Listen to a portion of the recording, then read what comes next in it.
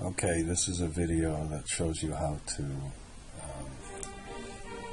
read the macros into a blank Excel file. So we're making a blank Excel file, and there's no add-ins here or anything else. And we want, let's say we want to read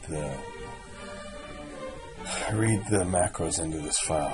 Now, there are a few ways to do this. There are probably 10 ways to do this. We could have even created this file as add-ins and have it kind of automatically come in. But there are just a couple of points I want to emphasize about this. Number one, let's say we make another new file. So we have two new files. We have book 2 and book 1. And let's say book 2 has a macro in it. Okay, so we make a macro, stop recording the macro. That's book number 2. And we want to read our macros, our generic macros, into book 1. Now, if you would go to the developer and go to macros, it would just say the macros in book 2. And if we would go to something like, how about we go to developer and we go to Visual Basic, and maybe I'll even do this. Whoops. What happened to that? Developer, Visual Basic, and then we go to File and we import the file. Okay. Right now, it would import this file not into book 1. It would import it into book 2 because that's where our macros are located. So what we need to do is we need to go to the file where we're going to actually work, this file we're going to work on, and then we have to we can go to Visual Basic here, and then we can we need to create a file. So one thing we can do is we can go to view, we can go to edit, and then we can go to view, and we can view code there. Now there's just a blank code here. You could create your own little macro. You could put sub test or something like that, but you don't even have to. Okay, so you need to be at a place where you can import the file. Now if you go to File and Import File, then you could go to Libraries and go to where you can find the sorry about that. That should be, let's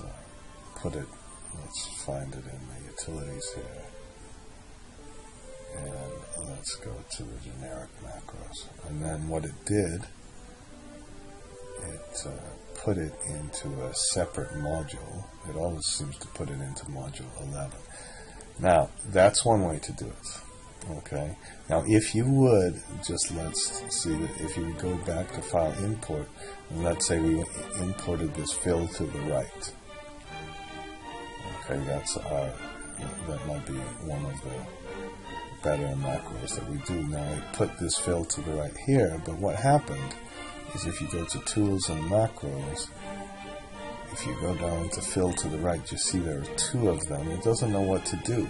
You should not do that. That's a dangerous thing to do. So I'm going to remove this module.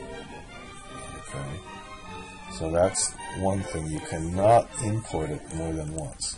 Now another way to import the file is let's just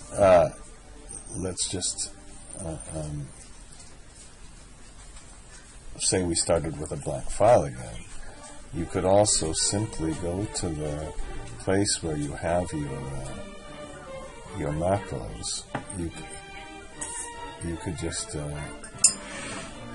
import it. You could just open all the macros. Control A, copy everything. Whoops. Control A, Control C, copy them, and then go back to your Visual Basic and paste them. So there are a number of ways to insert or input the macros. Let's take this and delete that again. Remember, but you cannot do it twice.